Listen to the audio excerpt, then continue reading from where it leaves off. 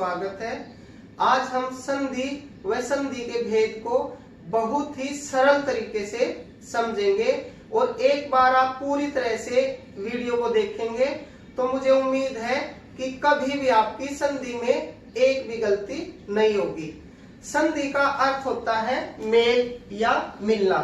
जब दो चीजें मिलती हैं तो उन्हें हम संधि कहते हैं, लेकिन हिंदी भाषा में संधि का अर्थ है दो वर्णों का विकार सहित मेल, अर्थात जब दो वर्ण मिलेंगे तो उनमें परिवर्तन भी होगा। अगर परिवर्तन नहीं होगा तो वह संधि नहीं है। देखते हैं उदाहरण।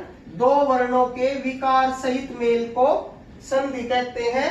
जैसे उदाहरण है नर जमा इंदर। तो जब भी संधि होती है, वर्णों की संधि होती है, तो उन वर्णों में पहले शब्द की आखिरी ध्वनि, जैसे नर हम टुकड़े करेंगे, नर के क्या टुकड़े होंगे, न जमा ए, यानी वर्ण विच्छेद करेंगे तो रे जमा ए। तो हमने ये देखना है कि सबसे लास्ट में कौन सी ध्वनि है, वो वर्ण विच्छेद के अनुसार देखना है। जैसे नर में न और रे भी वर्ण है, एक न व्यंजन है, एक रे व्यंजन है, लेकिन संधि में हमने वर्ण विच्छेद की तरह व्यंजनों को भी स्वरों से अलग करना है पहले शब्द की आखिरी वर्ण का। तो नर रे के टुकड़े करेंगे तो रे जमा ए, अर्थात नर में आखिरी ध्वनि क्या है, ए, और इंदर में पहली ध्वनि है ई। तो संधि का अर्थ होता है दो वर्णों का विकार सहित मेल। जैसे पहले शब्द की आखिरी ध्वनि, आखिरी वर्ण, और दूसरे शब्द का पहला वर्ण, तो इन दोनों का मेल होता है, न कि नर और इंदर का मेल। तो कई बार क्वेश्चन पूछे जाते हैं कि संधि क्या है, शब्दों का मेल, पदों का मेल, या वर्णों का मेल, स्वरों का मेल। तो ये जो है दो वर्णों का मेल है, और वर्ण भी पहले शब्द का आखिरी वर्ण और दूसरे शब्द का पहला वर्ण। जब दोनों मिलते हैं तो विकार होता है। विकार का मतलब परिवर्तन। जैसे ए और ई मिलके ए बने हैं, तो इन दोनों के रूप में परिवर्तन हुआ है, और संधि में परिवर्तन होना जरूरी है। जैसे मैं उदाहरण देश जमा भक्ति, देश और भक्ति मिलके देशभक्ति बना, लेकिन देशभक्ति शब्द में कोई विकार नहीं हुआ, इसलिए यह संधि नहीं है। संधि का पहला नियम है कि इसमें विकार होता है, यहां मैंने लिखा, और इसमें दो ही वर्णों का मेल होता है, न कि दो या दो से अधिक का। और वो दो वर्ण होते हैं पहले शब्द का आखिरी और दूसरे शब्द का पहला वर्ण। तो ये संधि की परिभाषा है। संधि के तीन भेद हैं, स्वर संधि, व्यंजन संधि और विसर्ग संधि। जब दो स्वर मिल जाते हैं, जैसे यहाँ स्वर संधि थी, क्योंकि इन दोनों स्वरों का मेल हुआ है। जो भी 11 स्वर हैं, उन 11 स्वरों में कोई भी दो स्वर मिल जाए तो उसे हम क्या कहेंगे, स्वर संधि। जैसे पर जमा उपकार, पहले शब्द की आखिरी ध्वनि क्या है, ए, यानी जिसकी कोई मात्रा नहीं होती उस व्यंजन में ए होता है। तो पहले शब्द की आखिरी ध्वनि ए, दूसरे शब्द की पहली ध्वनि उ। ए और उ मिलके क्या बनते हैं, ओ। तो दोनों मिलके परिवर्तन हुआ, तो इस कारण यह संधि है। पर जमा उपकार, परोपकार। हमने ध्यान रखना है दो स्वरों का मेल हुआ और दोनों में विकार। दो स्वरों के विकार सहित मेल को हम स्वर संधि कहते हैं। दोनों में स्वरों का ही होना जरूरी है। इसके 5 भेद हैं। स्वर संधि के 5 भेद हैं। दीर्घ संधि, गुण संधि, वृद्धि संधि, यण संधि, अयादि संधि। तो इसके भेद बहुत ज्यादा उपयोगी हैं हर परीक्षा के लिए।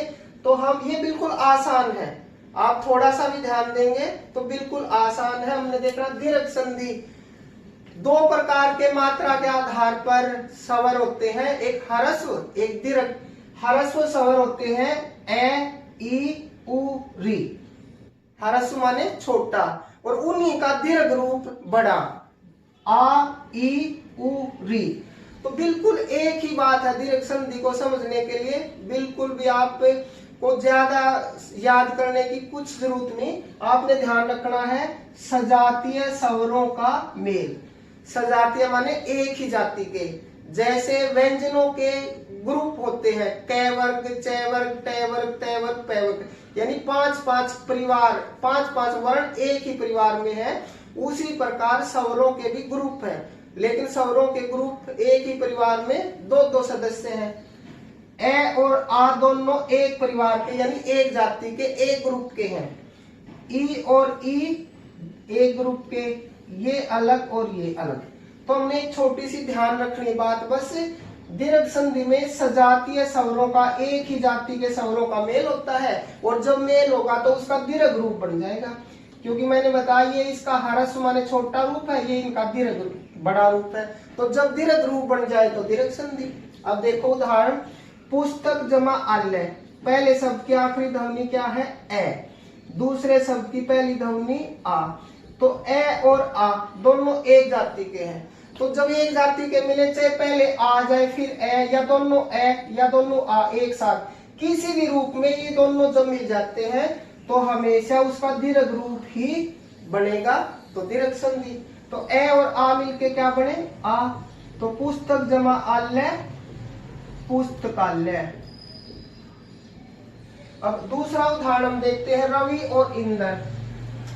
ई के साथ ई का मेल हुआ, तो दोनों एक ही जाति के हैं, दोनों एक जाति के, तो बताया था मैंने उसका दीर्घ रूप बड़ा रूप बन जाएगा। तो दोनों ई मिलके ये बड़ा रूप बनेगा। तो रवि जमा इंद्र क्या हुआ? रविंदर। बिल्कुल आसान है, क्योंकि रवि में ई था, इसमें ई है। तो ये आपने ध्यान रखना है, ये वर्तनी शुद्धि में भी संधि काम आती है। लघु जमा उत्तर में ऊ के साथ ऊ का मेल हुआ तो ये ऊ बना, क्योंकि दोनों एक जाति के, दीर्घ रूप ये है, तो लघु उत्तर बनेगा ऐसे, लघु उत्तर। और पितर जमा ऋण, पितर में तैक से री, आखिरी ध्वनि री जमा री, दोनों री है तो एक री बन जाएगा, क्योंकि इसका हिंदी भाषा में दीर्घ रूप नहीं होता। तो आपने बस ये ध्यान रखना, जब दो री मिलेंगे तो एक री बन जाएगा। तो पितर जमा ऋण, जब एक री होगा तो वो अगर स्वर रहित तय के साथ मिलेगा तो मात्रा के रूप में प्रयुक्त होगा। तो आपने ये ध्यान रखना है, बस बिल्कुल आसान है। अब हम गुण संधि पढ़ते हैं। गुण संधि में दो स्वरों का जो मेल होता है, उनमें पहला स्वर इन दो में से कोई एक, बिल्कुल आसान बात है। बिल्कुल आप अगर ध्यान दोगे तो दो ही स्वरों का मेल होता है, तो दो स्वरों में किन का मेल होगा? पहला इन दोनों में से कोई एक, और दूसरा इन पांचों में से कोई एक। किसी भी रूप में ये दोनों इन पांचों के साथ कोई मिल जाए तो वो अगर ए आ में से कोई एक ई में से किसी एक के साथ मिलेगा तो वो ए बन जाएगा। जैसे उदाहरण देखते हैं, देव जमा इंद्र, तो ए के साथ ई का मेल हुआ, ए के साथ ई का मेल हुआ तो ए बना। तो देव जमा इंद्र क्या हुआ? देवेंद्र। बस यही ध्यान रखना है। ए के साथ ऊ मिला, यानी इन दोनों में से कोई एक, इन दोनों में से किसी भी एक के साथ मिल जाए तो ओ ही बनेगा। वीर जमा उचित, ए के साथ ऊ का मेल हुआ तो ए के साथ ऊ का मेल हुआ ओ, तो वीर जमा उचित वीरोचित। दिन जमा ईस, अब देखो ए के साथ ई का मेल हुआ, ए के साथ ई का मेल हुआ तो ए, यानी चाहे इस ई का मेल हो चाहे ई का मेल हो, बनेगा यही ए ही। आपने ये ध्यान रखना है। दिनेश और रमा, आ के साथ ई का मेल हुआ तब भी ए, तो बना रमा जमा इंद्र रमेंद्र। राज जमा ऋषि, ए के साथ री का मेल हुआ तो अर बनेगा। तो अर में हमने ध्यान रखना है, रे स्वर रहित है, अर्थात रे आधा है, आधा रे रेफ के रूप में ऊपर लिखा जाता है। तो राजर्षि, राजमा। ठीक है, तो आपने बस ये छोटी सी बात का ध्यान रखना है, इन दो में से कोई एक, इन पांच में से किसी भी एक के साथ मिल जाए। अगर इन दोनों में से ही ई के साथ मिलेगा तो एक, ऊ के साथ ओ और री के साथ ए। आपने ये बिल्कुल ध्यान में रखनी बात। ठीक है, वृद्धि संधि में हमने ध्यान रखना है, दो स्वरों का जो मेल होगा, पहला स्वर ए आ में से कोई एक, गुण संधि में भी पहला स्वर ए आ में से कोई एक और दूसरा स्वर ए ऐ ओ औ, इन चारों में से कोई एक होगा। तो यदि इस प्रकार का मेल होगा, ये दोनों इन दोनों में किसी के भी साथ मिल जाए तो ऐ बनेगा, इसकी दो मात्रा होती है। और ए आ इन दोनों में किसी के साथ भी मिल जाए तो यही बनेगा, इसकी ये मात्रा होती है। तो हमने यही ध्यान रखना है। जैसे एक में पहले शब्द की आखिरी ध्वनि ए और ए, तो ए और ए मिला तो क्या बना, ऐ, दो मात्रा। तो इस कारण एक जमा एक, एक एक। सदा आ के साथ ए का मेल हुआ, आ के साथ ए का, तो आ के साथ ए का मेल हो तो आई बनता है। तो सदा जमा एव, सदैव। हमने ये नहीं ध्यान रखना कि इसकी जो है यहाँ एक मात्रा है, क्योंकि जब ये स्वर के रूप में लिखा जाता है तो एक ही मात्रा लगती है, लेकिन जब ये मात्रा के रूप में लिखा जाता है तो इसकी दो मात्रा होती है। ये ध्यान रखना। कई बार बच्चों को ये डाउट होता है कि जैसे ए यहाँ लिखा मैंने ए और ए, तो ये ऐ बन गया, तो इसका वो एक मात्रा इसकी समझ लेते हैं। स्वर के रूप में एक मात्रा है, लेकिन जब ये मात्रा के रूप में लिखा जाता है तो दो मात्रा है। मत जमा एक है, ए के साथ ऐ का मेल हो तब भी यही बनेगा, तो ए और ऐ मिलके मतक है। ए के साथ औ का मेल हो तो औ, तो परमो दारी है। आ के साथ ओ का, आ के साथ ओ का तो औ। महाजमा औषधि, महोषधि। इसमें भी हमने यही ध्यान रखना है कि ओ लिखने में तो एक मात्रा है, लेकिन जब जो है ये बदल जाएगा ना तो इसकी दो मात्रा हो जाएंगी। तो वृद्धि संधि में हमने ध्यान रखना है, दो स्वरों का मेल होगा, पहला इन दोनों में से कोई एक और दूसरा इन चारों में से कोई एक। और नियम मैंने बता दिया कि जब भी ये दोनों इन दोनों के साथ मिलेंगे तो ये बनेगा, और ये दोनों इसके साथ मिलेंगे तो ये बनेगा। यण संधि को हम गुण का उल्टा भी कह सकते हैं। जैसे हमने गुण संधि में पढ़ा था ई ई उ उ री, ये दूसरे वर्ण के रूप में प्रयुक्त होते थे, लेकिन यण संधि में शुरुआत में आएंगे ये। तो आपने ध्यान रखना है ई ई उ उ री, इनमें से कोई भी एक, यानी ये जो मैंने 5 स्वर लिखे हैं, इनमें से कोई भी एक पहले स्वर के रूप में आ जाए और वो अपनी जाति को छोड़ के, विजातीय, जैसे हमने दीर्घ संधि में पढ़ा था सजातीय यानी एक जाति के, विजातीय अपनी जाति को छोड़कर। जैसे यहाँ ई ई, ये दोनों एक जाति के हैं, लेकिन ये दोनों ई को छोड़ के किसी के साथ भी मिल जाए, चाहे ऊ के, री के, ए आ, कुछ भी, किसी भी दूसरे स्वर के साथ मिल जाए तो वह विजातीय स्वर कहलाएगा। ऊ को छोड़ के ई, री, ए, आ, किसी भी दूसरे स्वर के साथ मिल जाए वह विजातीय कहलाएगा। तो ये ई उ उ री किसी भी दूसरी जाति के स्वर के साथ मिले तो वह हमेशा यण संधि होती है। तो जब इस प्रकार का मेल होता है तो ई य में बदल जाता है, ऊ व में बदल जाता है, री र में बदल जाता है। हमने पहले 3 संधि पढ़ी है, उनमें दोनों स्वरों को मिलाकर एक नया स्वर बनता है, लेकिन यण संधि में केवल पहले स्वर में ही परिवर्तन होता है, दूसरा स्वर केवल जो है उसके बदलाव में जो शामिल तो होता है, लेकिन उसके रूप में परिवर्तन नहीं होता। हमने एक उदाहरण से देखते हैं, प्रति जमा ए। प्रति में आखिरी वर्ण क्या है, ए, सॉरी ई, और इसके साथ किसका मेल हुआ, ए का। तो ई और ए, ई के साथ ए विजातीय है, यानी ई दूसरी जाति का ए के साथ मिला है। तो जब इस प्रकार का मेल होगा तो ई में क्या परिवर्तन होगा, य में बदल जाएगा। तो ई किस में बदला, य में। ये दोनों मिलके यह नहीं बना। जैसे हमने पहले 3 संधि पढ़ी थी तो दोनों को मिला के एक नया स्वर बनता था, लेकिन यहां हमने ध्यान रखना है ये दोनों के मिलने के कारण ई य में बदला है, लेकिन ए यूं का यूं रहेगा।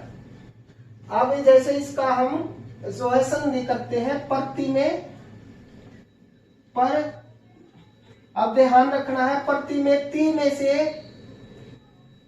तय जमा ई, यानी ती में से ई निकाल लिया तो क्या बचा, तय सवर रहित यानी आधा तय बचा। ई के बदले में हमने क्या ले लिया, यह, ई के बदले में क्या आया, यह, और यह जब उससे अगले ए के साथ मिलेगा तो ए बन जाएगा और तय यू का यू।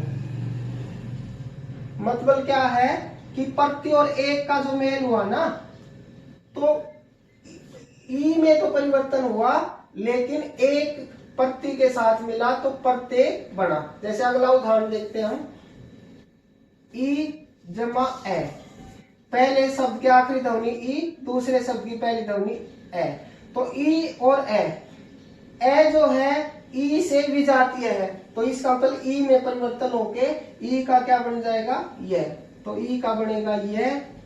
तो अब हम देखते हैं, जैसे मैं यहां उदाहरण दे के बताता हूं, नदी और अर्पण, तो न द में से ई निकाल लिया तो यहाँ हलंत आएगा क्योंकि द आधा बच गया। जब व्यंजन में से हम स्वर निकाल लेते हैं तो व्यंजन आधा बचता है और ई के बदले में क्या मिला हमें, यह, ई के बदले में मिला यह, और यह जो है वो भी आधा है यानी इसके साथ हलंत है। तो जब यहाँ हम यह लिखेंगे और यह अर्पण के साथ मिलेगा, जैसे मैं लिख के ही बता देता हूं, अब नदी का तो नद्य बना और अर्पण यूं का यूं, क्योंकि मैंने बताया दूसरे स्वर में परिवर्तन नहीं होता, लेकिन जब इन दोनों को मिला के शब्द बनाएंगे तो क्या बनेगा, न द, ये आधा यह, और जब अगले स्वर के साथ मिलेगा तो पूरा बन जाएगा, तो नद्य जमा अर्पण नद्य अर्पण, ये ध्यान रखना। न्यून में भी न में से ई निकाल लिया तो न आधा, और ई का क्या बना, यह, तो ई का बना यह, तो ये जब ऊ के साथ मिलेगा तो ऊ और न न्यून। मात्राज्ञा, मात्र में पहला शब्द की आखिरी जो ध्वनि है ना, मात्री आना चाहिए यहाँ पे है, मात्री जमा आज्ञा, तो री जो है आ के साथ मिलेगा। जब री के साथ आ क्या है, विजाती है, तो री किस में बदल जाएगा, रे में, तो ये क्या बन जाएगा, मातृ, सॉरी मातृ जमा आज्ञा मात्राज्ञा। देखो मात्र में मां और तय आधा, क्योंकि तय से हमने री निकाल लिया, और री किस में बदला, रे में, री बदला रे में प्लस आज्ञा।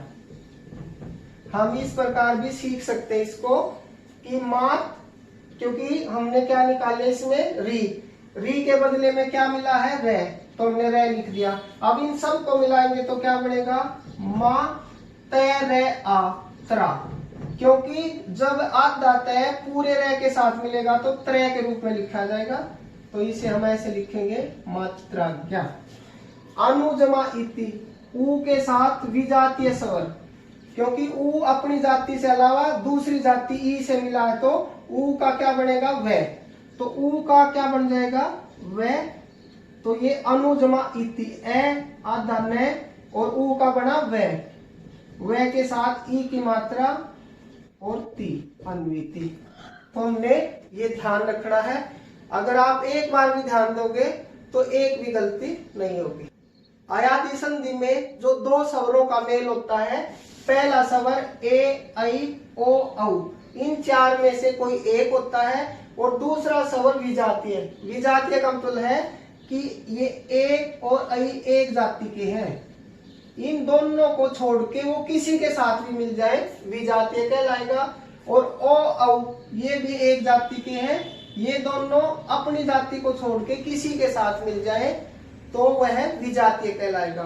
तो अगर इस प्रकार का मेल होता है, ए बदलेगा आय में, आई बदलेगा आय में, ओ आओ में, और औ आओ में। बस ये छोटी सी बात ध्यान रखनी है। बस मैं उदाहरण बताता हूं। ने में पहले शब्द की आखिरी ध्वनि ए, और दूसरे शब्द की पहली ध्वनि ए। तो बिल्कुल सिंपल है। ए जो है विजातीय के साथ मिला है तो ए किस में बदलेगा, अय में।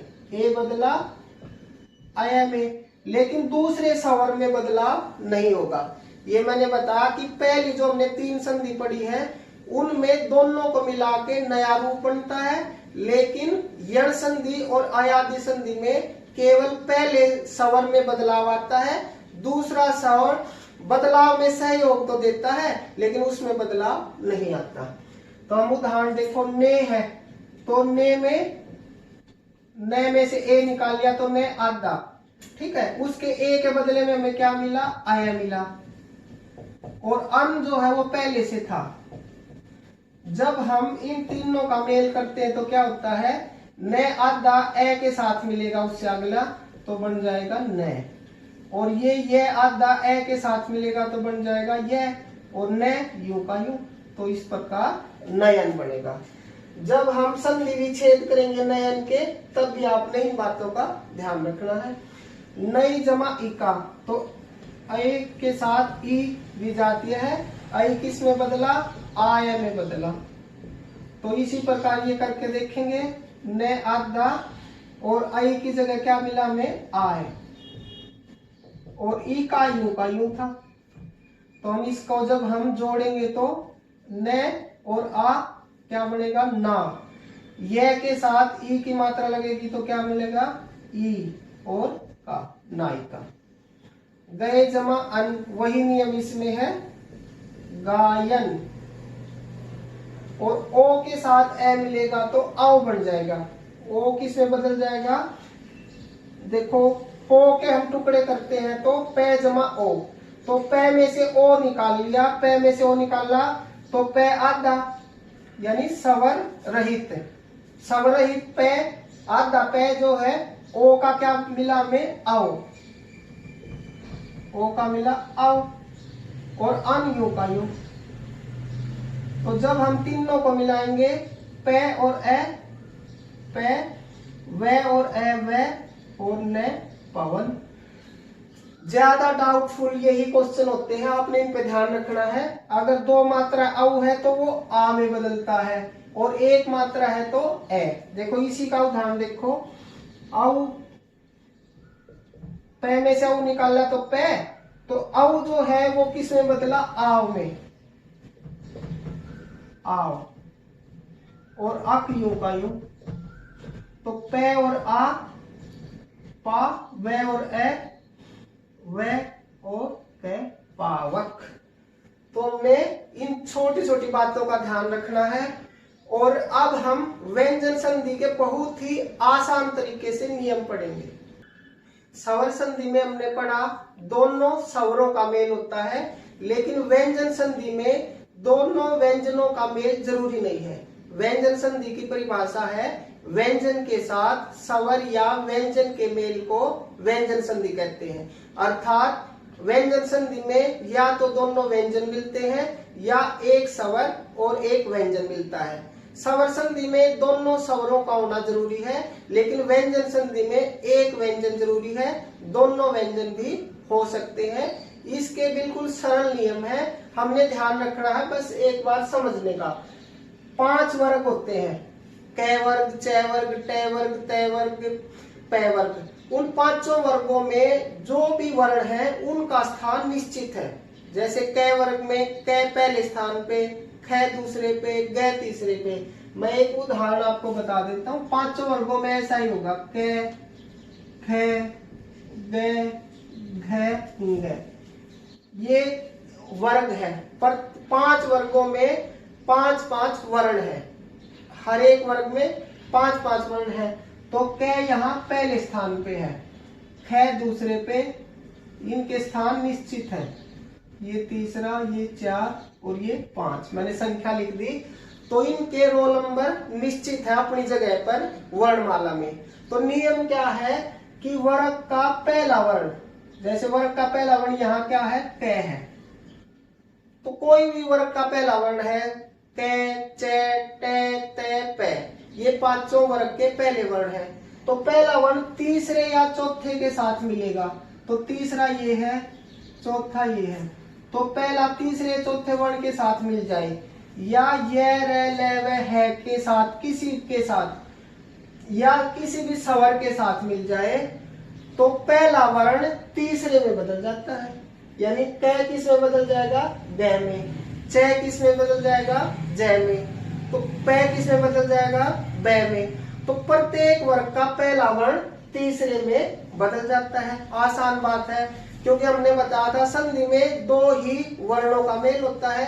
पहला वर्ण क्या होगा, किसी भी वर्ग का पहला, किसी भी वर्ग का पहला वर्ण, ठीक है। जैसे वाक में है, वाक के जब हम टुकड़े करेंगे वाक, तो पहले शब्द का आखिरी वर्ण क्या है, क। तो क किसके साथ मिला,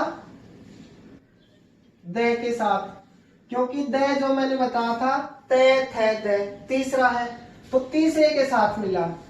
दो जो वर्णों का मेल होगा, पहला तो किसी भी वर्ग का पहला और दूसरा इनमें से कोई एक, इन सभी में से कोई एक मिल जाए, तो ये नियम है कि पहला वर्ण तीसरे में बदल जाता है। एक छोटी सी बात ध्यान रखनी है। तो जैसे हमने देखा वाक जमा दत्ता, तो पहला का तीसरे में बदलेगा, क का तीसरा क्या है, क ख ग, तो क किस में बदला, ग में, बाकी यूं का यूं रहेगा। अब यहां ध्यान रखने वाली बात क्या है कि आधा वर्ण आधे में ही बदलेगा, ठीक है। ये ध्यान रखना, क्योंकि वहां ऑप्शन में मिल जाते हैं, पूरा वर्ण भी मिलेगा, आधा भी मिलेगा। तो इन चीजों का आपने ध्यान रखना है कि आधा आधे में बदलेगा, लेकिन जब आधे वर्ण के साथ स्वर मिल जाएगा, क्योंकि व्यंजन को स्वर ही पूरा करता है।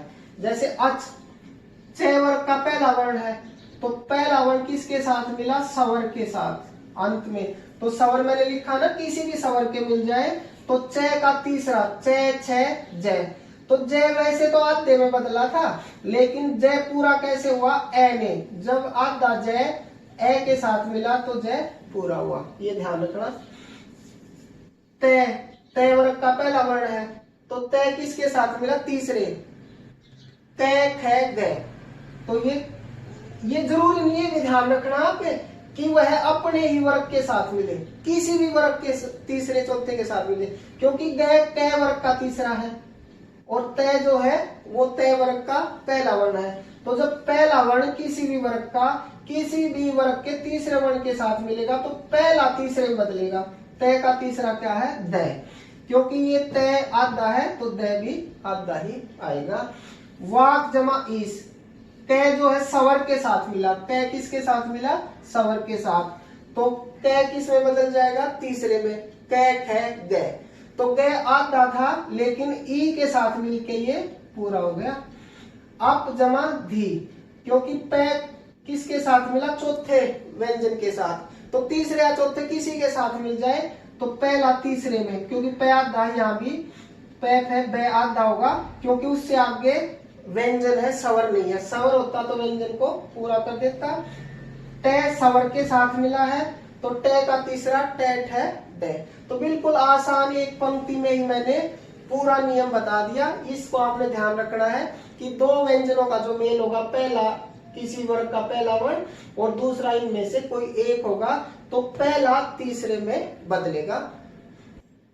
दूसरे नियम में कोई भी वर्ग का पहला वर्ण है, कोई भी वर्ग का पहला वर्ण जब किसी भी वर्ग के पांचवें वर्ण के साथ मिल जाएगा, तो पहला वर्ण अपने ही यानी उसी वर्ग के पांचवें में बदल जाएगा। देखो नियम क्या है, जगत, तो पहले शब्द की आखिरी ध्वनि क्या है, तय, यानी तय वर्ग का पहला वर्ण पांचवें वर्ण में बदला, किसी भी वर्ग के पांचवें में बदल जाए तो क्या होगा, तय यानी पहला पांचवें में बदल जाएगा, तो तय का पांचवा भी न ही है। तो जगत जमा नाथ जगन्नाथ, क्योंकि ये तय आधा तो न भी आधा। वाक जमा में, तो वाक में पहला वर्ण है वो पांचवें के साथ मिला है। पहला किसके साथ मिला, पांचवें के साथ, तो पहले का पांचवा क्या है, वांग में, क का पांचवा अंग, ट का पांचवा टे, तो इसी प्रकार इसमें सर मुख। ये दूसरा ध्यान रखना। यहाँ हमने ध्यान रखना है, जो दो वर्णों का मेल होता है, पहला वर्ण होगा तय। जब पहला वर्ण च ज ट ड ल इन पांचों में से किसी के साथ मिल जाए, तो वह उसी में बदल जाएगा। यदि देखो तय च के साथ मिलेगा तो च में बदल जाएगा, ज के साथ मिलेगा तो ज में बदल जाएगा, ट के साथ मिलेगा तो ट में, ड के साथ ड, यानी तय इनमें से किसी के साथ मिल जाए उसी में बदलेगा। देखो शर्त और चंदन, पहले शब्द की आखिरी ध्वनि क्या है? तय है। तय जब च के साथ मिला, तय च के साथ मिला तो तय च में बदल जाएगा। शरत चंदर, यानी तय की जगह क्या बदलाव आया? च का। उसी प्रकार तय जब ज के साथ बदलेगा तो तय ज में। आपने ध्यान रखना है कि तय आधा है, स्वर रहित है, तो वह आधे यानी स्वर रहित में ही बदलेगा। तय यदि ट के साथ मिलेगा तो तय ट में, तत् जमा टीका तट टीका, उत जमा डैन, तय ड के साथ मिलेगा तो ड में, तो उत जमा डैन उड्डैन, उत जमा लाश, तय यदि ल के साथ मिला तो तय ल में बदलेगा।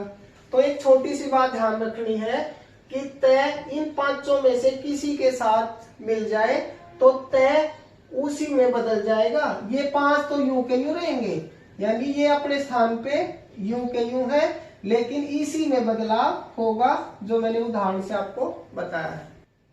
यदि तय के साथ स का मेल होता है तो तय च में बदलता है और स छ में। जैसे उदाहरण देखते हैं, सत में पहला तय है और ये स, यानी तय किस में बदला? स में, तो तय यहाँ किस में बदल जाएगा जब संधि होगी? तो च में। सत जमा शास्त्र सच्छास्त्र, यानी तय की जगह च और स की जगह छ आ जाएगा। उत जमा श्वास, तय के साथ स तो उच्छ्वास, तो यहाँ आधा श है तो छ भी आधा आएगा, पूरा है तो पूरा। उत जमा शिष्ट, तय के साथ स मिला तो तय के बदले में च, श के बदले में छ। तो एक तो ये ध्यान रखना है, तय स के साथ मिलेगा तो तय बदलेगा च में, श बदलेगा छ में। दूसरा नियम है, यदि तय है के साथ बदलेगा तो तय द में बदलेगा, है ध में। आपको ज्यादा लंबी चौड़ी व्याकरण संधियों के नियम पढ़ने की आवश्यकता नहीं, इन छोटी छोटी बातों का ही ध्यान रखना है जो मैंने शॉर्टकट में बताई है। तो तय के साथ देखो है का मेल हुआ तो तय किस में बदला? द में, तो पद का बदल गया पद, और है किस में बदला? ध में, तो हति का बदला धति। उत जमा हार, उद्धार, यानी तय और है द और ध में बदल गए।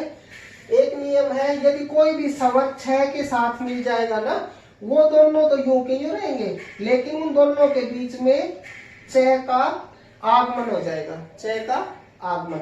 जैसे वी जमा छेद, वी और छेद, वी छेद यूं के यूं रहे, लेकिन स्वर ई के साथ छ का मेल हुआ, यानी स्वर के साथ छ का मेल हुआ तो दोनों के बीच में च आ जाएगा।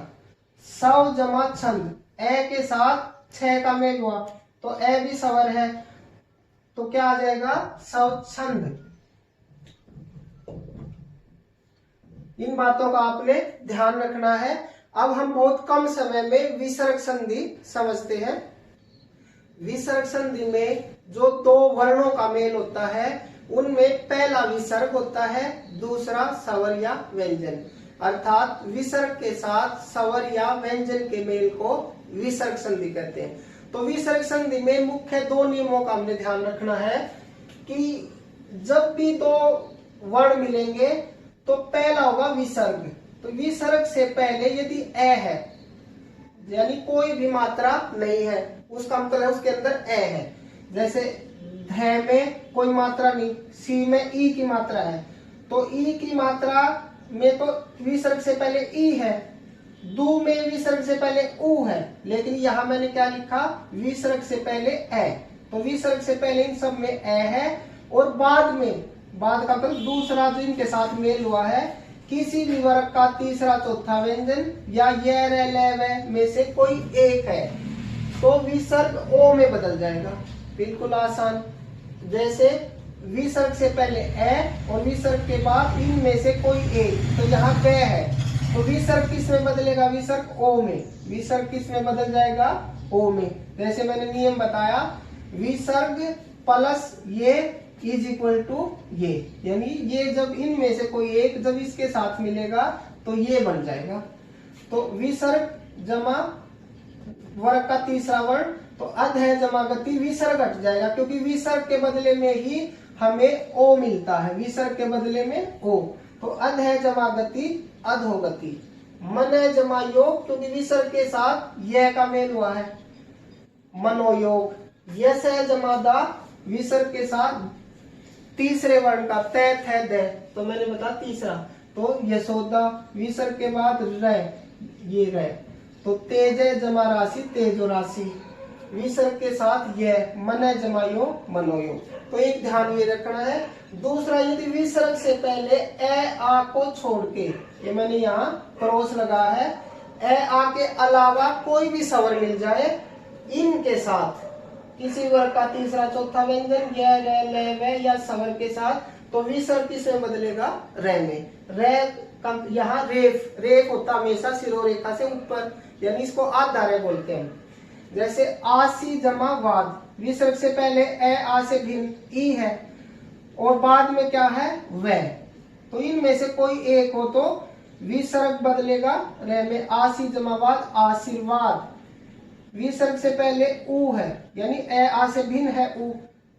पैठ है बै, यानी वर्ग का तीसरा व्यंजन, तो दुर्बुद्धि बन जाएगा, दू जमा बुद्धि, दुर्बुद्धि। नी जमा आशा, विसर्ग से पहले ई है, ए आ से भिन्न और बाद में स्वर है, ये मैंने लिखा स्वर, तो विसर्ग बदल जाएगा रे में। तो नी जमा आशा, निराशा, क्योंकि नी तो था, विसर्ग के बदले में मिला में रे, जब रे आ के साथ मिलेगा तो रा बन जाएगा। बही जमा मुख, ये रेप के रूप में इसलिए नहीं आया क्योंकि इसको स्वर मिल गया, तो जब स्वर मिल जाता है तो वह व्यंजन के रूप में लिखा जाता है। बही जमा मुख, बहिर्मुख। तो आपने ये ध्यान रखना है। मैंने कोशिश की है आपको सरल तरीके से समझाने की और मुझे उम्मीद है कि संधि में अब आपकी कोई गलती नहीं होगी। यदि आपको मेरा पढ़ाने का तरीका सरल या बिल्कुल आपके लिए आवश्यक या महत्वपूर्ण आपको लगा है तो प्लीज मेरे चैनल को सब्सक्राइब करें ताकि आप पूरी हिंदी व्याकरण को विस्तार से त्रुटि रहित पढ़ सके। धन्यवाद।